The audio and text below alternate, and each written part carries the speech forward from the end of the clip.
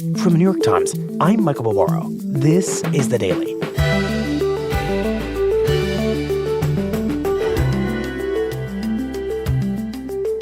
Over the past week, Donald Trump has systematically dismantled the Republican National Committee. My colleague, Shane Goldmacher, reports that in doing so, Trump is trying to take away President Biden's single biggest advantage in this year's presidential race.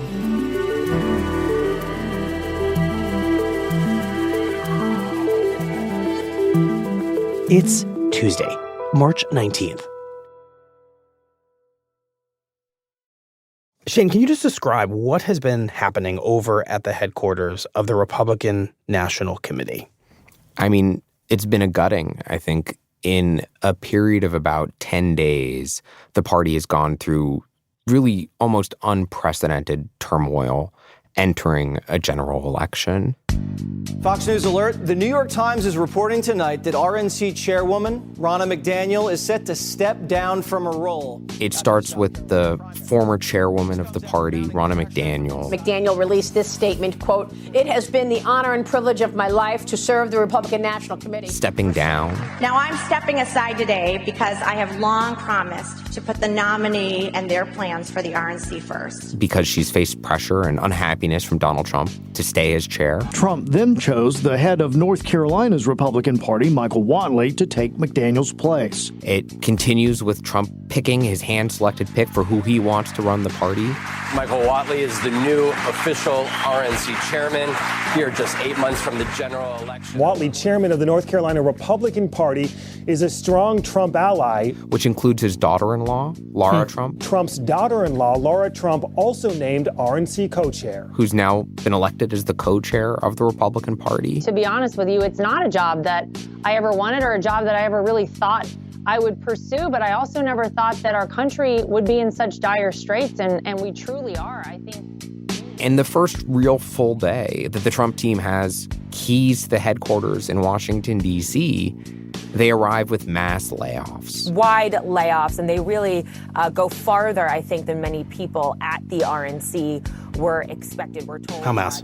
More than 60 people were either fired or told that they no longer had their job. They had to reapply to keep their job in a single day. That blindsided some longtime RNC staff, one of whom told reporters, gutting a committee just before the election seems insane. These layoffs, just to put it in perspective, is something like nearly a third of the total staff that the party has. Is around 200 people are on the payroll, and about 60 got this kind of a message. Politico's now describing it as less a shakeup, more a bloodbath. And it's not just like the number of people, it's the heads of critical departments, the political department, the communications department, the data department. Mm-hmm. This is a full-on remaking of the RNC in Trump's image. There's going to be, guys, very little daylight now between the Trump campaign and the Republican National Committee. And so, look, there's always turnover when a new candidate takes over the party. It is normal to send a couple of your senior staffers over, and it's a landing party, and you shake things up, and maybe you remove somebody, or you layer the people who are there with somebody you prefer. This is really an unusual level of change to have been implemented. A top-to-bottom house cleaning. Yes. So why, Shane, is Trump doing that? Gutting the leadership and so much of the staff of the most important apparatus within the Republican Party right now? Well, I think you and most of your listeners know that we start this general election in a race that Joe Biden is behind. He's losing in the polls. Voters have concerns about his age. They have concerns about his handling of the economy. They have concerns about his handling of immigration, some of the most important issues that voters say matter to them this year. But the one big advantage entering this general election that Joe Biden has is the sort of infrastructure mechanics of running for president. They have had a 10-month head start on Donald Trump in hiring staff, in raising money, in preparing for the election that's now upon us. And so for Donald Trump, he looked at what existed at the RNC and he said, this isn't good enough. Interesting. This isn't focused on what I think is going to matter. And I'm going to get rid of these folks, and I'm going to put in my own team, my own imprint from the party chairman down to the sort of foot soldiers in the swing states. We're going to clean house and start over. And it's a pretty big bet. It's a pretty big bet that he thinks that by deconstructing the Republican National Committee, he can construct something better. And it's a race. Well, before we get to why Biden has an organizational apparatus advantage over Trump and why Trump felt the RNC needed to be burned down and rebuilt, Shane, help us understand what a party committee like the Republican National Committee, what role it plays in a presidential race. I think everyone understands that there's a campaign and there's a little less clarity around exactly what the party committees do in a campaign. I mean, they're absolutely essential to a successful presidential campaign. One of the big reasons is just money, which is the party and the candidate can together raise vastly more money than just the candidate can. Why? So the way campaign contributions work is there are strict limits for federal candidates. So Donald Trump can raise something like $6,600 from an individual. But Donald Trump, when working with the RNC and state Republican parties across the country, can form this sort of mega committee. And that committee can raise something closer to $800,000 from that same individual. So the scale you get when working with the party is just incomparable to working on your own. So hundreds of millions of dollars will flow through the Democratic National Committee and through the Republican National Committee. So the number one reason that the party matters is money. Mm-hmm. There's also institutional knowledge in local states. And there's a whole bunch of smaller things, including whether you send mail and how you do various things that parties offer efficiencies. But the number one thing is cash, that Donald Trump and Joe Biden, by being linked in with the party, which he couldn't do until he becomes the presumptive nominee, gives you an enormous cash pile that you can access from big donors. Got it. So with that understanding, walk us through the advantages that the Biden camp has with its relationship to the Democratic National Committee and the disadvantages that it feels like Trump has with the current version of the RNC that he's now gutting. Well, we talked about how much bigger checks that Donald Trump can now raise. Well, Joe Biden's been raising those checks for months and months. And what that means is that the Democratic National Committee and Joe Biden, in their joint efforts, and they are very much joint efforts, they just announced that they have $155 million in the bank as of the end of February. Now, the Trump team hasn't announced a number for February yet, but at the end of January, the Republican National Committee had less than $9 million, and the Trump campaign had around 30-ish. Wow. And I have to think it's safe to assume that the Trump campaign and the Republican Party did not make up a more than $100 million deficit within the last month. Yes, that's right. In fact, it's more likely that the Democrats have an even bigger financial advantage now than they had a month ago. And so this money issue is just really a big daunting one for the Trump team at the beginning of this election, and something that the Biden team, not only do they have that cash advantage, they've been spending more money along the way. Mm-hmm. So look, right after the State of the Union, you can see the disparity in money pretty clearly with the pro-Trump super PAC announcing its first ad buy of the general election, which is something like above $300,000 on black radio. It's a symbolic ad buy. They're going to target African-American voters who are potentially moving toward Trump. And then the Biden campaign says they're announcing their first ad buy, and it's $30 million over 6 weeks. This is 100-to-1 ratio. Mm-hmm. Like, money isn't everything. In some ways, it's especially less important in a presidential race because voters pay so much attention compared to like a House race or a Senate race even. But if you gave any candidate a chance to have 100-to-1 advertising ratio at any point in an election cycle, you'd take it. You'd absolutely take it. Okay, so the first really important thing to understand here is that Democrats and the DNC are just completely out fundraising Trump and the RNC. Absolutely. That is the first advantage. Okay, what else? The second one I would say is sort of the actual infrastructure of a candidacy.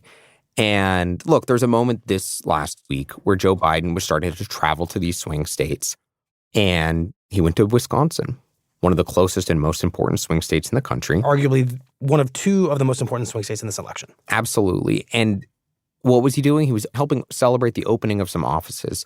In Wisconsin, Biden and the Democrats are opening 44 offices. Wow. In the state. And the contrast is that the RNC and the Trump team are giving layoff notices to the people who might be based in Wisconsin, and they have to reapply for their jobs, right? Does an office win you votes? Maybe not a ton, but in a race that could be tens of thousands, 10,000 votes in some of these states, 44 offices, you start to do the math and like each person in that office wins 50 votes in the next 6 months or gets 50 people out to vote. Like it actually starts to make a difference in these really close races. Right. And when you talk to the Biden team and you talk to the Trump team, they agree that the Democrats have an advantage here. And by the way, it's not just Wisconsin. That's just one example. This cascades across most of the swing states where Biden has already built out an entire team in Pennsylvania, in Georgia, in Michigan. And the Trump team are starting from scratch. Right. Okay. So money and infrastructure are the clear Biden advantages that Trump is looking at with some envy, and when he looks at the RNC, with some dismay. Yeah. We've talked so far about the National Party, right? The Republican National Committee and the Democratic National Committee. Now, every state has a state party, too. Which is related to the national parties to a certain degree. Absolutely. Money flows back and forth between them, but the state parties are independent, right? They're supposed to elect the governors of those states and the senators of those states, but these swing state parties are really focused on the presidential election. And it just so happens that the Republican Party has deep problems in some of the most important state parties in the country. Such as? Let's start with Michigan, which has probably been the messiest situation. The former chairwoman of the state party, Christina Caramo, had misspent money so much so that the party executed a coup against her and overthrew her. Wow. The incoming party chairman at one point was getting locked out of his emails. There was a dispute over whether he was in fact the rightful chairman. It's gone to court. It's been a whole big legal fight. The House Republicans had sort of sent money down to this Michigan party a few months ago saying, we've got some really important House races in Michigan. And that Michigan Republican Party spent it on other things. And House Republicans are like, what are you doing? They sent this letter that was just, in legal terms, like really a crazy letter saying, you are blowing our money. It's like you don't even want to elect Republicans. What are you doing? So like Michigan, that's one state. Let's take Georgia, another one of the most important swing states. The former party chairman was among the people who organized this sort of fake elector scheme to back Donald Trump in 2020 when he'd lost the election. Well, he's among the people who've been indicted for his role in that. And before he left as state party chairman, he indemnified himself and all the other fake electors. Wow. So I think it's $1.4 million of the Georgia Republican Party's funding so far has gone to pay the legal fees of the people involved in that scheme, including the former party chairman. That's less money on organizing. It's less money on all kinds of things. In Nevada, another important swing state, the party chairman also faces an indictment. In Arizona, another important swing state, there was another fight and a resignation over who was in control of the party. Again, it happens that the Republicans have these problems at these state parties in several of the most important states in the country. And it sounds like you're saying that this only compounds Trump's problems at the Republican National Committee, because if you have a kind of tattered and frayed national political apparatus, you would like to have a very strong state party apparatus to reinforce it. You're saying that clearly does not exist for Trump. In some of the most important states, Trump now has none of the above. But it's worth noting that in some of these states like Georgia, the problems here are in some sense problems of Trump's own making, right? These are people who tried to help Trump steal the 2020 election, and now they're facing legal jeopardy because of it. So they have proven their allegiance to Trump, you could argue, but they are now a problem for the campaign and its infrastructure nonetheless. Yeah, it's a strange situation, but that's absolutely right. Okay, so put this all together, and it seems like you get to a place where Trump may be justified in doing what he just did, which was kind of inflicting this pretty traumatic set of changes over at the RNC. You can see why the Trump team could look across the Republican landscape and say, yes, we want to start over. We have time to clean house and start over and make this big bet that we can build something better. But it is a bet. It's a big bet.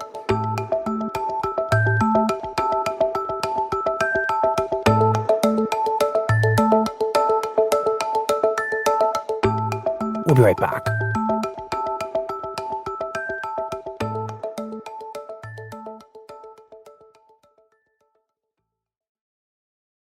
Shane, before the break, you made very clear Republicans do have serious organizational disadvantages. The question is, will Trump's wrecking ball strategy actually fix that problem? I mean, we don't know the answer to that question yet. We do know that the strategy comes with some downsides, right? That there was work that was happening that is stopped or paused, that there are people who were going to be doing political work or other types of work who are now spending their time justifying their jobs or reapplying for their jobs or onboarding new people, which can take time. It can take weeks. And you don't have that much time over the course of an election, especially one where you are beginning less organized than your opponent. Mm-hmm. I'm curious what kind of work has been most impacted by these layoffs. There's one really important program that the chair of the Republican Party, who Trump just had removed, Ronna McDaniel, had put into place to try to get Republicans to start voting early again. Right, despite the fact that Trump in 2020 told Republicans that this wasn't a priority because he was busy denouncing mail-in ballots as a corrupt function of the Democratic Party. And she has spent years trying to fix that message, to say to Republicans, guess what? Republicans for years had benefited from early voting. They would get their voters out early, and then they could go focus on the folks who are less likely to vote and get them out to vote. Now, the new chair that Trump has just brought into the Republican Party is pretty clearly not as focused on this issue. Michael Whatley, the new chairman, came from North Carolina, where he ran the party last cycle. And one of the reasons that Trump was drawn to him is that he has been a promoter of this idea that there's massive voter fraud and yet you have to fight it. And it certainly suggests that they're moving their emphasis back to this idea of voter fraud. And so this is one of the changes that is coming about for the party, maybe not for the better for them this fall. Okay, so the reality of this house cleaning when it comes to the person leading the Republican National Committee is that it could end up being a setback on the very important logistical and organizational question of getting Republicans to vote early and vote by mail. Yes, it could. Okay, I want to turn to the larger question of who Trump is putting at the RNC as he is getting rid of all these folks and bringing his new team in. And the one that stands out the most, and you mentioned it at the very beginning of our conversation, is Trump's daughter-in-law. We don't think in American politics of generally putting our family in positions of huge prominence within party apparatus. No. And I think that it's so important because it speaks to the symbolism of the complete and total takeover of the Republican Party by Donald Trump. Not only is he the presumptive nominee now, he's putting a family member at the decision-making table of the party as co-chair. And look, this isn't a shock, right? Donald Trump had Ivanka Trump and Jared Kushner in key roles at the White House. Fair enough. You had Jared Kushner serving as sort of the quasi-chairman of his 2020 campaign, but he didn't have an official role in the party. And so she's important in that regard. And I've actually heard that people are already responding in terms of small donations to her name, right? The Republican base is so excited for Trump that they want to give to any Trump. That's interesting. That adds to the appeal of giving to the RNC for some Republicans. The party said that the first weekend after she was there was the strongest weekend for online fundraising that they had had since 2020, right? And she's gone on Fox News and said that she's already gotten $2.7 million in pledges of donations now that she's the co-chair of the party. But at the same time, there would seem to be a fine line between installing people at the Republican National Committee who are loyal to Trump and installing people at the Republican National Committee who are incapable of anything approaching critical distance from Trump. I mean, one of the first things that Lara Trump said when she was given this new appointment was that she was open to using RNC funds to pay Donald Trump's legal bills, and suggests that she's truly only thinking about Trump versus any version of a RNC that has some objective distance from Trump. Now, she's backed away from the legal fees. She said that the party won't now, in fact, pay for his legal fees. But you're exactly right that she and the other team that have gotten there have said the party now exists to elect Donald Trump. Now, you could think of the Republican National Committee of having a broader purpose and helping down ballot races. They've made the argument, you help Trump, then a rising tide lifts all boats. The rest of the boats are the rest of the Republicans out there in the sea. We're going to lift Donald Trump, and that's what our focus is going to be. And just to be clear, this is or isn't unusual, because you have made clear that the Democratic and Republican committees do exist to a certain degree to get their party's nominee for president elected. But is this level of integration and kind of loyalty, daughter-in-law, co-chair of the party, is that usual? No, this is really unusual. And look, you only have to look as far back as Donald Trump's first race in 2016, when he was a sort of up-and-coming candidate who didn't have political experience. And when he became the presumptive nominee that year, he arrived at the Republican National Committee headquarters and found professionals who knew what they were doing. And he integrated into the existing party apparatus. Right. And in fact, empowered them to run much of his campaign. 8 years later, they've flipped the entire direction of it all. The campaign is now completely running and directing the party. Look, it's normal to send staff to start taking over the functions of the party. This is how we want it to be done. It isn't common to replace the chair. And in fact, I look back and it has been 30 years since a Republican nominee swapped out the party chair for someone of their choosing in an election year. So this is an unusual setup all around. The question that's still unresolved in my head, Shane, is whether creating a Republican National Committee with this level of loyalty and, I guess, emotional and ideological integration with Trump's mission and thinking and campaign is that the best strategy for Republicans and Trump to catch up with Biden and the Democratic National Committee? And I know it's early, but just based on your reporting, does this feel like a potentially winning formula for catching up? You know, it's so hard to answer that question, but I would say that for the Trump team, they're confident.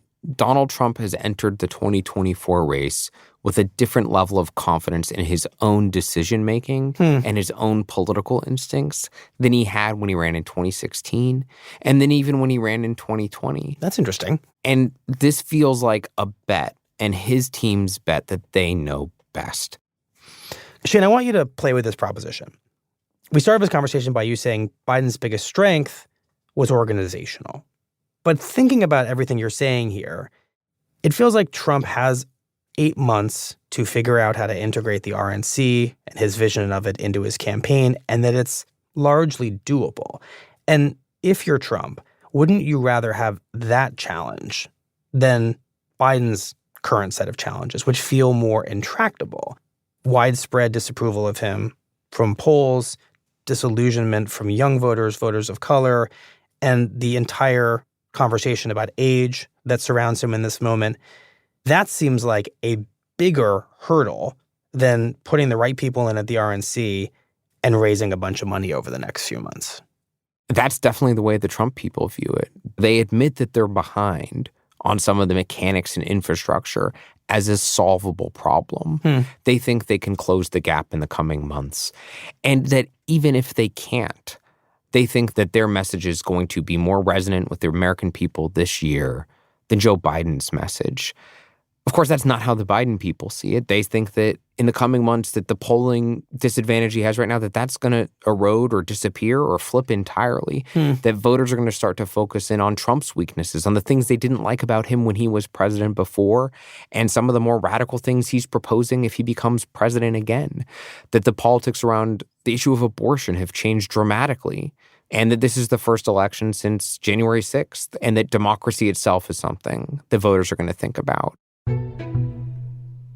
What I would tell you is that as boring as the idea of state party apparatuses and financial advantages sound, that if this election is anywhere near as close as the last two have been, which is thousands and tens of thousands of votes in just a couple of states, that money and mechanical advantages is exactly the kind of thing that can make the difference between winning and losing, which is why it's so urgent for the Trump team to make changes and close the gap, and for the Biden people to press their advantage in the coming months.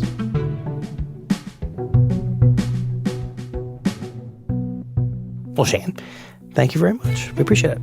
Thank you.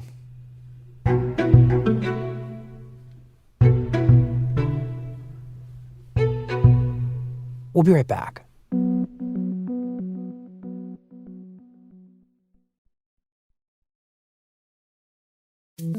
Here's what else you need to know today. On Monday, Trump's lawyers said that he had failed to secure a bond that would guarantee payment of a nearly $500 million court judgment against him in New York, despite negotiations with 30 different bond companies. Trump owes New York State more than $450 million, stemming from a civil case in which the judge found he had lied about the value of his properties for years. Unless Trump pays the money or secures a bond for it within the next week, New York State may begin to seize his assets. And in closely watched oral arguments, a majority of Supreme Court justices seemed ready to reject a Republican-led attempt to prevent the government from pressuring social media companies to remove posts that it deems dangerous to the public. The case revolves around a claim made by Republicans in Missouri and Louisiana that the Biden administration has violated the First Amendment by trying to censor social media companies. But most of the justices appeared convinced that government officials should be able to communicate with tech platforms about problematic posts related to issues like public health, national security, and elections. Today's episode was produced by Michael Simon Johnson and Asta Chaturvedi, with help from Muj Zaidi. It was edited by MJ Davis Lynn, with help from Lexi Diao, contains original music by Marian Lozano, and was engineered by Alyssa Moxley. Our theme music is by Jim Brunberg and Ben Landsberg of Wonderly.